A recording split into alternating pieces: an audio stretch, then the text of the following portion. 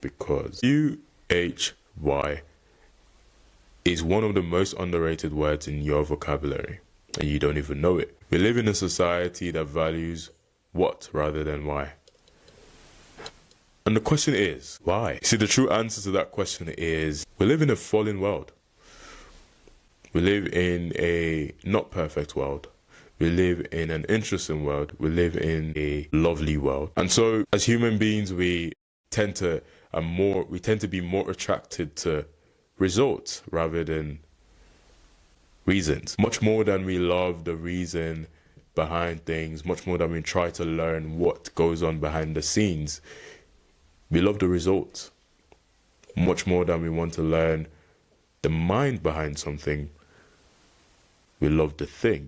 I was having a conversation recently with a friend, or someone I just met, and we were talking about hobbies. We were talking about the things that we like. And in this conversation, whilst I was speaking to him, I saw a little flip, a little switch in the conversation. The moment I started to go from what do you like to tell me why you like that thing, I saw a flip. I saw the change. I saw how excited he was to talk about it. I saw how much I was getting to know him a lot more than the words what would have gotten me. I find this to be very interesting in the psychology of human beings, because truly you and I want to get the what, we want to get the thing, and we tend to skip the why. We tend to skip what happens before we get the thing.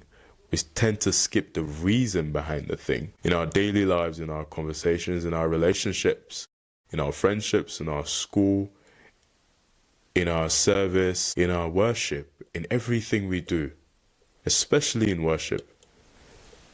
What's the why? What's the why? I believe that the why takes us into deeper revelations of something. We tend to learn a lot more. We tend to participate a lot more. We tend to give more of ourselves into certain things when we have truly understood the why behind them. In Simon Sinek's illustration, where he was talking about the why, I believe it's called Start with the Why. One of the main ideas he has expressed from that is the why is a central part of everything that we do, and moving on to the how and to the what. And so essentially, the why is the greatest part of us as human beings. Why? Why? So as we go on in our daily lives, we go on to the things that truly matter to us. We have friendships and relationships and conversations and engage with people. The true question we should start to ask ourselves is, why am I in that friendship? Why am I in that relationship? Why am I here? Why am I on earth? Rather than what? And you see how there's a huge change, there's a huge shift in the way we show up when we start to recognize the why, when we start to realize why much more than the what. Let's think about it. God bless you. It's the Oday Podcast.